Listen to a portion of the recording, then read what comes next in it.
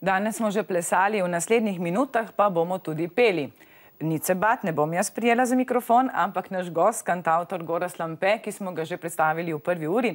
Takrat smo več izvedeli o značilnostih astrološkega znamenja dvojčkov, zdaj pa se bomo posvetili še njegovi glasbeni poti. Dobro jutro še enkrat, zdaj je v bistvu že dober dan za naju.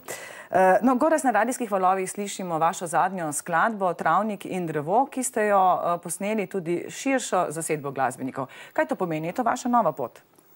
Ja, če pogledam, da je bila v bistvu Travnik in drevo skladba, ki se je na Val 011 uvrstila kot kantavtorska, torej značilna samo za glas in kitaro, je kasneje potrebovalo tudi to, da smo to skladbo aranžirali in pri aranžiranju skladbe pa je dejansko nastala neka povezava s trendom, slučajno.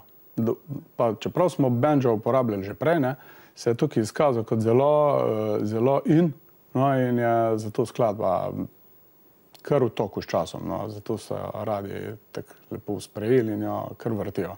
Moram reči, da je posrečeno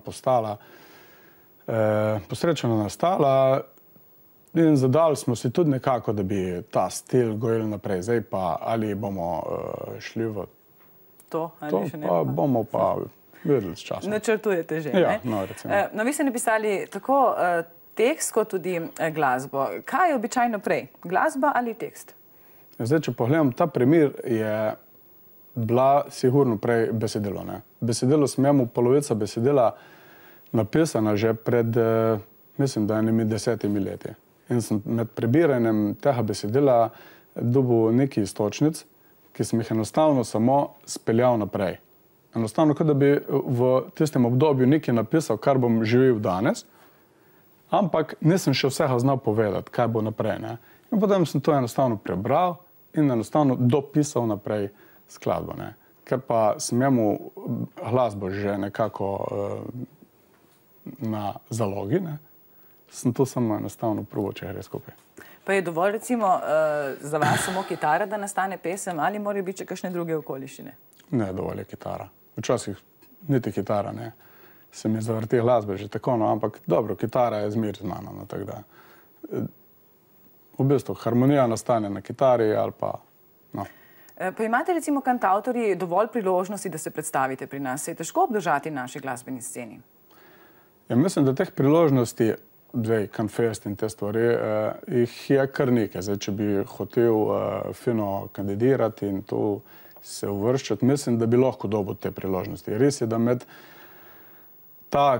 tem komercialnim povpraševanjem, bi rekel, večji odri ali pa tak, težko pride kantavtor na večji odri in sam zasede prostor. Če ni to eno eminentno ime, naprimer Kreslin ali pa podobnega formata. Takih priložnosti nimamo, takih kantavtorji. So pa manjše v gledališčih in tako naprej. Skratka, svoj prostor si lahko dobiš. Zdaj, ali se je težko obdržati, jaz se nekaj prav zelo ne trudim. Jaz sem tukaj, če stojim, jaz se kar dobro držim. No, zdaj, malo smo povedali o vaši glasbeni poti, verjetno je pred vami še veliko izzivov. Je pa prav, da vas tudi slišimo. Torej, na vrsti je Gorazd Lampe in skladba Kakšna je barva tvojega srca? Izvolite.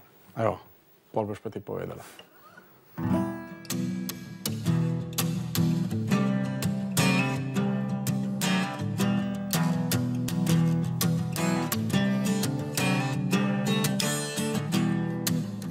Kakšna je barva tvoje duše? Da si nazadnje obrisal prah do zne. Kakšen je svet, kar si pozabil na druge? In na čas, ko si živel v njej. Kakšna je barva tvojega srca? Ali je prostor v njem za vse? Si ga vzel, da samo zase?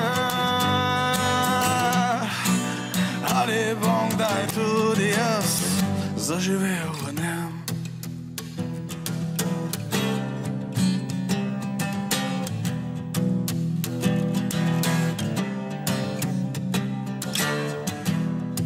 Je res, zdaj je vse minljivo in da se topimo, ko sije sonce in da je le trenutek vse, kar imaš in tisto malo, ko se razdaš. Kakšna je barva tvojega srca?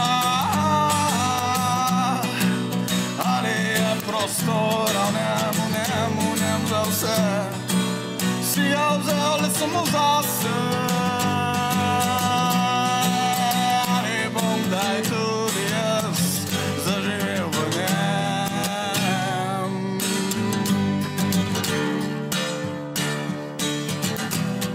Je barva tvojega srca, res barva mojega srca. Je barva tvojega srca, je barva mojega srca,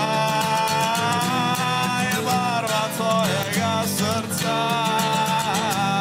res barva mojega srca.